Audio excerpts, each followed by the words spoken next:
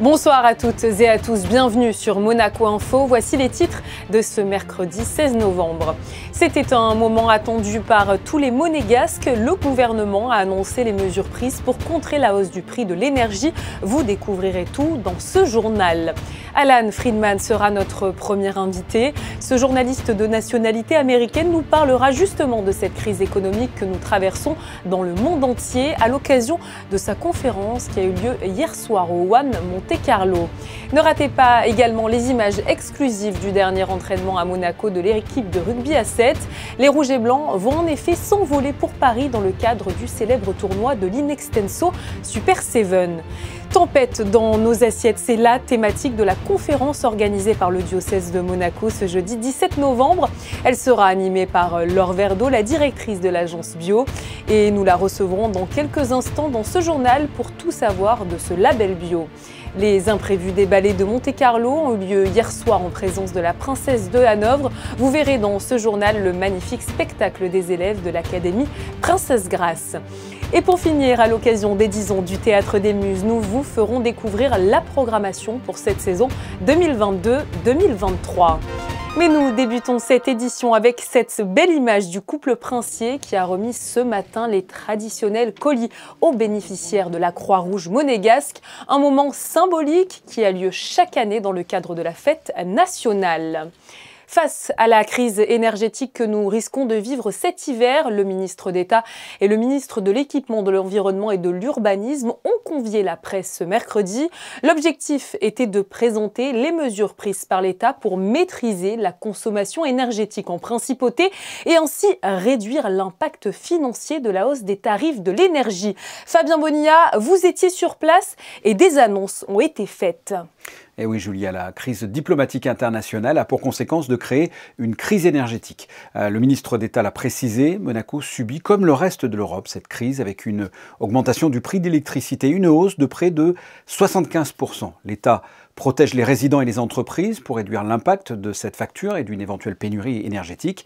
Le gouvernement a mis en place ce que l'on appelle un bouclier tarifaire effectif à partir du 1er janvier, autrement dit, plafonner le taux d'augmentation des prix de l'énergie à plus 15% pour les ménages et petites entreprises, plus 35% pour, on va dire, les moyennes entreprises et plus 45% pour les grandes entreprises et les gros consommateurs. Ce bouclier tarifaire a un coût pour l'État qui est estimé à 30 millions d'euros. Sur le plan opérationnel, l'administration donne l'exemple en réduisant ses consommations énergétiques et électriques. On l'écoute. Pour l'administration, il faut que celle-ci donne l'exemple. Et donc, pour ce qui la concerne, je cite 3 mesures particulières. Première mesure, la température de consigne dans les bâtiments publics sera de 19 degrés, avec des tolérances de plus 2 degrés par rapport à 19. Deuxièmement, outre cette limitation de la température, nous avons convenu de l'extinction de l'éclairage des édifices publics et des abribus dès 22 heures et la suppression de l'éclairage dans les enseignes commerciales à 23 heures. Là aussi, on est à la fois dans la nécessité d'avoir des économies, si petites soient-elles, mais qui regroupées ensemble peuvent avoir un impact important. Nous avons donc décidé, après consultation, notamment avec le maire de Monaco, qu'il n'y aurait pas de patinoire cette année à Monaco. Alors, pas de patinoire en glace. En revanche, Julia, pour les amateurs de glisse, il y aura en lieu et place une surface de roller. Voilà pour les mesures annoncées dans le domaine public. L'État demande au secteur privé, à nous tous, de faire également des efforts par le biais de 6 recommandations.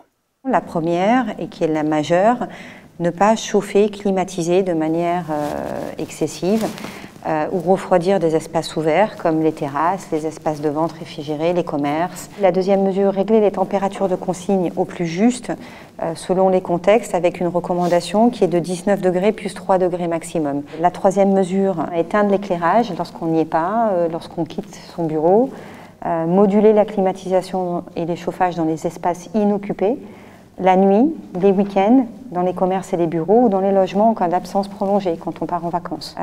Renoncer aux radiateurs d'appoint, vraiment. Éteindre les appareils de veille, ça paraît ridicule,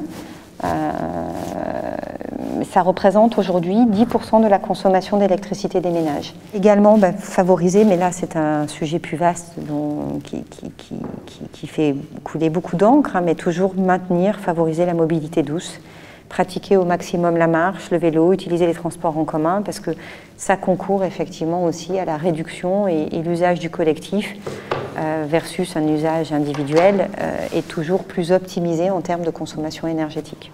Enfin, la dernière, acheter du matériel sobre en énergie.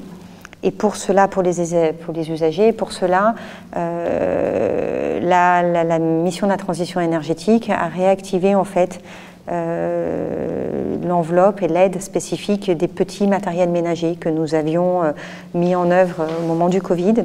Sachez pour finir qu'une campagne de communication sous forme d'affichage et dans la presse va être mise en place dans les prochains jours pour rappeler toutes ces recommandations.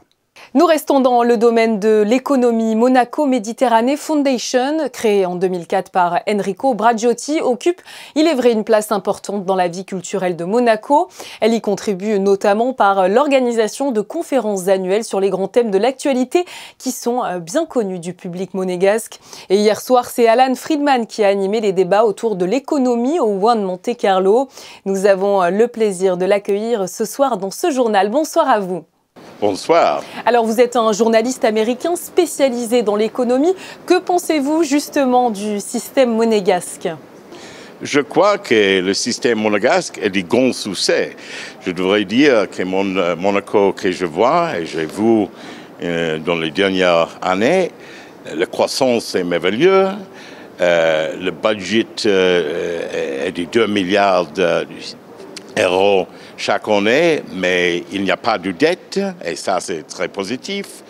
Votre Sovereign Wealth Fund est de 5 milliards, et ça c'est positif. La construction est importante. Je crois que Monaco est une success story. Monsieur Friedman, la conférence à laquelle vous avez participé hier soir avait pour thème la certitude de l'incertitude, l'économie et la géopolitique. Concrètement, qu'est-ce que cela signifie ? Je parle d'un changement épocal, d'un moment de changement des paradigmes, parce que nous avons une situation mondiale très délicate avec la guerre en Ukraine, avec les taux d'intérêt et l'inflation qui créent des problèmes très sérieux pour l'économie mondiale. Nous avons une Amérique très divisée, mais au moins nous avons aussi un Joe Biden renforcé, plus fort après les midterm elections. Et donc, il faut comprendre que l'économie mondiale est à risque dans les prochains mois pour l'inflation, les taux d'intérêt et le risque de récession aux États-Unis, mais aussi en Allemagne. La France, mieux de l'Allemagne. L'Italie, une récession mineure, mais l'Allemagne aurait des problèmes sérieux. Et donc, nous avons une situation très difficile et une guerre que je ne peux pas dire sera finie demain matin. Peut-être il peut continuer quelques mois ou encore quelques années. Vous en avez parlé, la crise ukrainienne avec la guerre qui a éclaté face à la Russie a plongé de nombreux pays dans une grande difficulté économique. Mais alors, comment s'en sortir ? C'est évident que la Banque centrale européenne devrait augmenter les taux d'intérêt pour réprimer la demande et donc chercher d'assister. Mais ça, en même temps, crée de nouveaux problèmes. Je suis très préoccupé parce que j'ai le crainte que nous n'aurons pas en 2023 très bon. Au moins les premiers 6 mois sera encore dur, très difficile. Il faut le notifier également, la crise provoquée par le Covid-19 aura également longtemps un impact sur les systèmes économiques des pays. Absolument. Nous avons une situation dans le monde dans laquelle, d'abord, la crise de Covid-19. Et évidemment, nous souffrons encore, nous avons encore des problèmes pour le supply chain, pour les chaînes de fourniture. Et le même problème depuis la guerre de Poutine. Donc avec Covid-19 et la guerre, c'est un trauma mondial pour l'économie. Et ça changerait pas seulement la géopolitique, mais aussi la géoéconomie avec une partielle déglobalisation. Eh bien, merci à vous, Alan Friedman, d'avoir été avec nous ce soir sur Monaco Info. Je le rappelle, vous êtes journaliste spécialisé en économie. Vous étiez hier soir à Monaco pour participer à la conférence organisée par Monaco Méditerranée Foundation. Merci à vous. L'anneau Finish Line se tiendra jusqu'au 20 novembre à 14 h. À ce jour, près de 115 000 km ont déjà été parcourus. Je vous rappelle que cette course est ouverte à tous, coureurs et marcheurs. Pour chaque kilomètre parcouru, Children and Future reverse 1 € pour soutenir des projets en faveur d'enfants défavorisés ou malades. Et cet après-midi, les joueurs de la Roca Team ont apporté leur pierre à l'édifice en participant à cette No Finish Line. Je vous propose d'ailleurs d'écouter à ce sujet Yacouba Ouattara, le parrain de la No Finish Line pour la 2e année consécutive. Il est au micro de Yannick Debever. Ça fait plaisir de voir l'engouement que l'événement a, et de voir aussi le dévouement que les gens peuvent avoir pour cet événement-là. Je suis toujours honoré qu'on pense à moi pour ça. Il n'y a rien de plus beau. Moi, je suis père de 2 enfants et voilà, je vois ce que ça peut faire pour des enfants vraiment en difficulté ou qui ont des maladies, et faire un tour qui, pour nous, représente rien. Ça va prendre 10 minutes de notre temps et pour eux, ça change des vies. C'est vraiment énorme. C'est très important de justement véhiculer ce message-là et de montrer qu'on est là aussi investi dans des causes comme ça, parce qu'il y a beaucoup de gens qui se voient à travers nous et des enfants aussi qui grandiront, et j'espère qu'ils seront inspirés par ce qu'on fait. La No Finish Line qui était une parenthèse pour les joueurs de la Roca Team dans leur programme bien chargé, eux qui affronteront ce vendredi Baskonia à 19 h en Euroleague. Nous restons dans le domaine du sport, mais nous changeons de discipline pour vous parler de rugby. Ça y est, on y est. Ce week-end, la Défense Arena de Paris accueille la finale du championnat de France de rugby à 7, avec 3 finales sur les 3 tournois estivaux, dont 2 gagnés.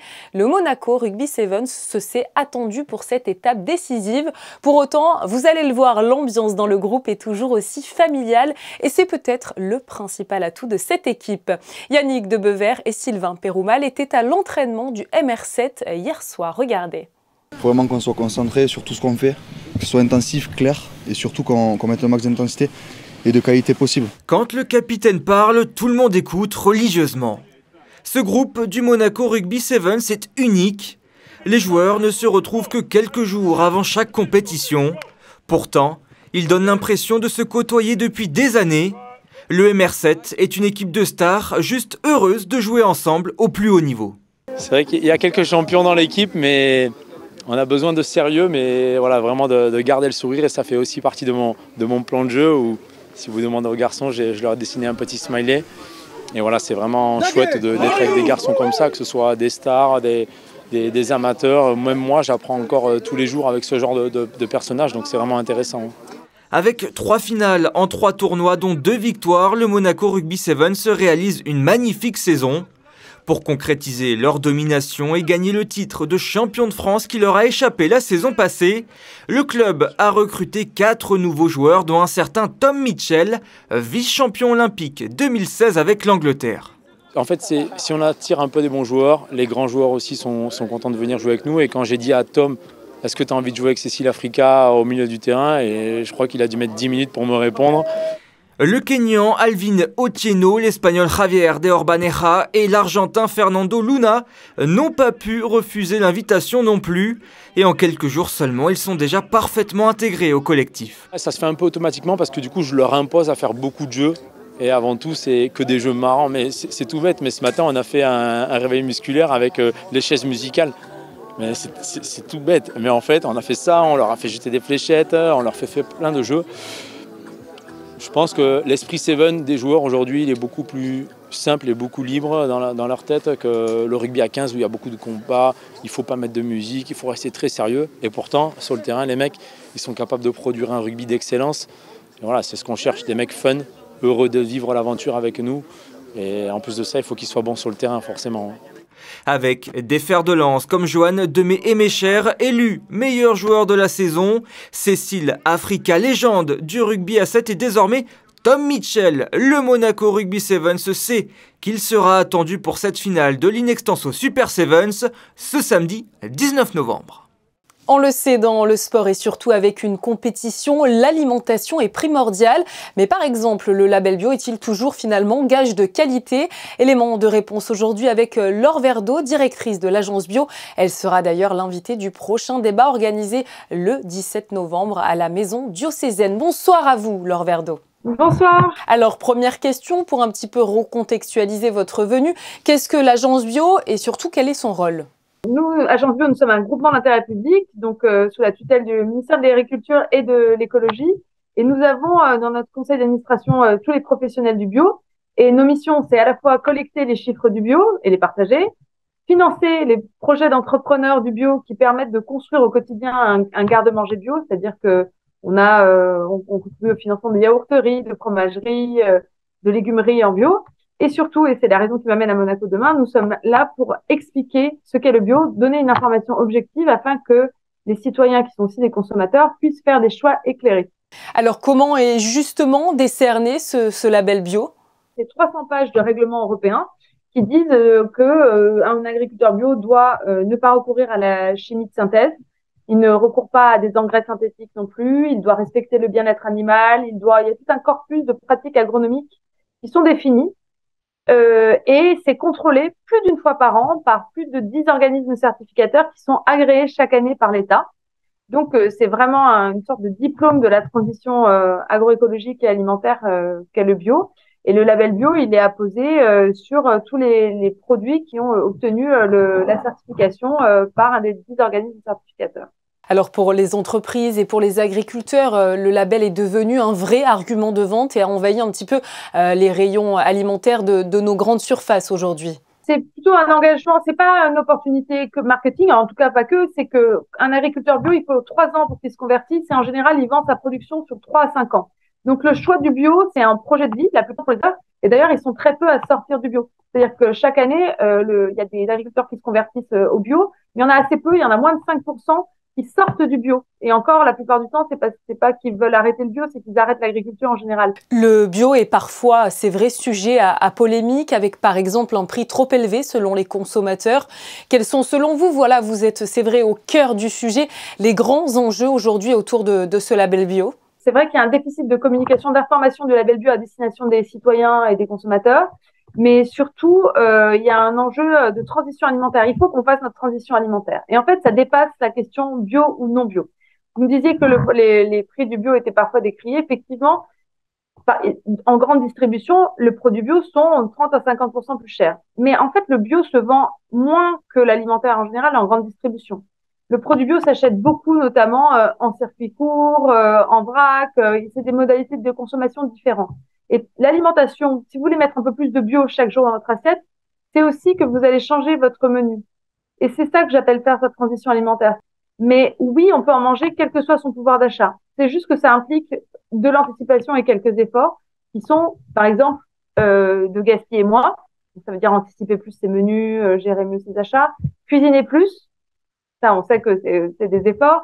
Acheter en vrac, acheter de saison, acheter en circuit court et surtout varier ses protéines et sa viande. Acheter une viande bio, comme elle perd moins d'eau à la cuisson, on en achète moins. Mais aussi, les bio ont plus le réflexe d'inclure des légumes secs comme les légumes, les lentilles et les pois chiches dans leur menu. C'est aussi une façon de faire baisser le coût. Vous savez, je me souviens d'une des premières blogueuses bio qui avait fait sa bolognaise en mettant moitié viande, moitié lentilles. Ça fait partie ce sont des innovations qui sont assez typiquement bio pour pouvoir, au final, augmenter un peu plus la portion de bio dans ses courses chaque jour, sans pour autant augmenter son budget alimentaire. On vit dans une époque où la malbouffe, si je puis dire un petit peu vulgairement, fait aussi partie de notre quotidien. Est-ce que manger bio, finalement, est la garantie d'une alimentation saine et équilibrée? On peut manger du bio et continuer de grossir. Si vous décidez de ne manger que des chips bio à la mayonnaise bio, je doute que ce soit une alimentation saine. Mais d'une manière générale, ce qu'on remarque, c'est que quand on a envie de mettre un peu plus de bio au menu, en général, on commence à changer ses habitudes alimentaires. Et ne serait-ce que, par exemple, mettre plus de légumes secs au menu, mettre plus de légumes. Les légumes sont les grandes stars des magasins bio et des fermes bio.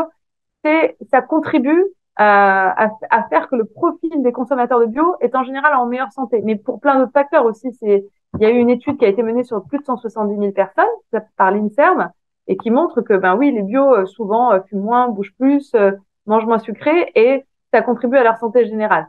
Laure Verdeau, vous avez parlé il y a quelques instants du Nutri-Score, mais justement, comment s'y retrouver dans cette bataille qui fait un petit peu rage autour de nos assiettes entre le label bio, le label rouge, le Nutri-Score? Car il est vrai que pour les consommateurs, cela peut paraître parfois un petit peu flou. Alors, c'est vrai, et c'est pour ça que nous, la filière bio, on appelle à ce qu'il y ait beaucoup plus d'éducation alimentaire à l'école et d'information au quotidien pour les consommateurs pour s'y retrouver. S'y retrouver entre les labels publics, qui sont garantis par l'État, et les allégations marketing et les initiatives privées.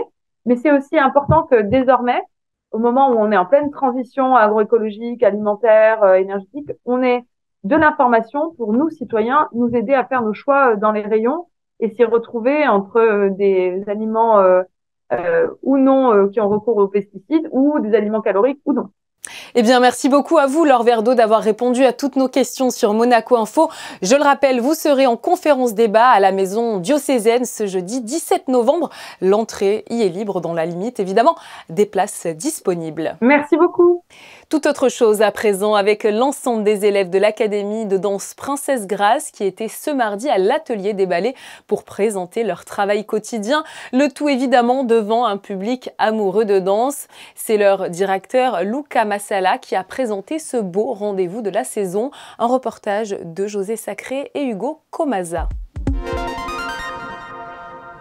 Mardi 15 novembre, à l'atelier des ballets, en présence de Son Altesse Royale la Princesse de Hanovre, présidente de la Compagnie des Ballets de Monte-Carlo, de Jean-Christophe Maillot, directeur chorégraphe, et de Luca Massala, directeur artistique, première imprévue de la nouvelle saison de l'Académie de danse Princesse Grace, devant le public privilégié des Amis des Ballets de Monte-Carlo.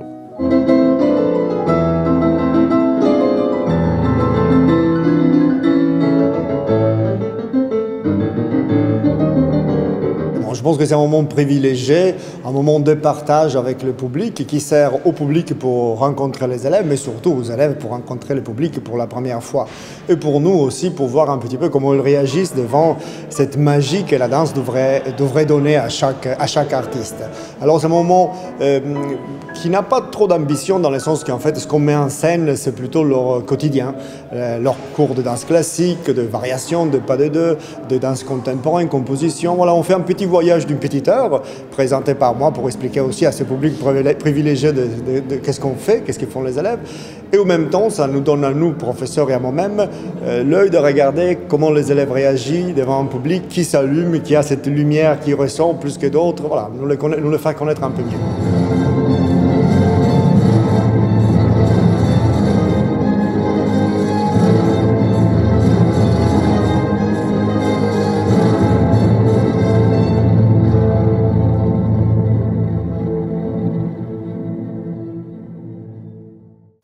Après la passion de la danse, la passion du théâtre, la transmettre au mieux au public, voilà la vocation du Théâtre des Muses qui fête ses 10 ans. La saison 2022-2023 qui comprend 40 spectacles a débuté dès jeudi dernier avec la pièce Le Roi des Pâquerettes. Frédéric Elion vous présente justement la programmation sur des images d'Hugo Comaza.